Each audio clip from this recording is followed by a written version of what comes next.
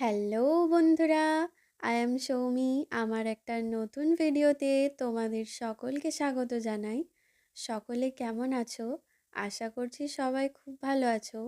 এই ডিসেম্বরের ওয়েদারে সবার ভালো থাকারই কথা। তোমরা নিশ্চয়ই খুব ঘোরাফেরা করছো, অনেক জায়গায় ঘুরতে যাচ্ছো, বেড়াতে যাচ্ছো, পিকনিক করছো। আমিও কিন্তু সেরকমই প্ল্যান নিয়ে চলে গিয়েছিলাম আমার দিদুর বাড়িতে। আর সেখানে চলে এসেছিল আমার মাসির মেয়েরা। তারা একটু তোমাদেরকে হাই করে দিল। তারপরে আমরা বানিয়ে নিয়েছিলাম চাউমিন। চাউমিন খেয়ে নিচ্ছিলাম। ততক্ষণ তোমরা আমার ভিডিওটা লাইক করে দাও, আমার পেজটা ফলো করে শেয়ার করে আমার পাশে থাকো। তারপর এখানে আমার দিদি বোন দুজনেই চাউমিন খেয়ে নিচ্ছিল।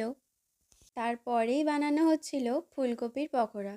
আমার দিদুই বানাচ্ছিল ফুলকপির পকোড়াটা, যার মধ্যে দিয়েছিল ধনিয়া পাতা, গ্রেট করা আলু, সিদ্ধ করা ফুলকপি, তারপর দিয়েছিল বেসন এবং লবণ।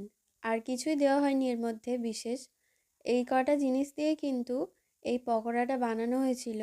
আর সর্ষের তেলে ভাজা হয়েছিল, যার জন্য খুবই টেস্টি হয়েছিল। তোমরাও এভাবে নর্মালি বাড়িতে বানিয়ে দেখতে পারো। এই যে আমার মাসির মেয়ে, এই দিদি কিন্তু পকোড়াটা ভাজছিল। তোমাদেরকে একটু দেখিয়ে দিই।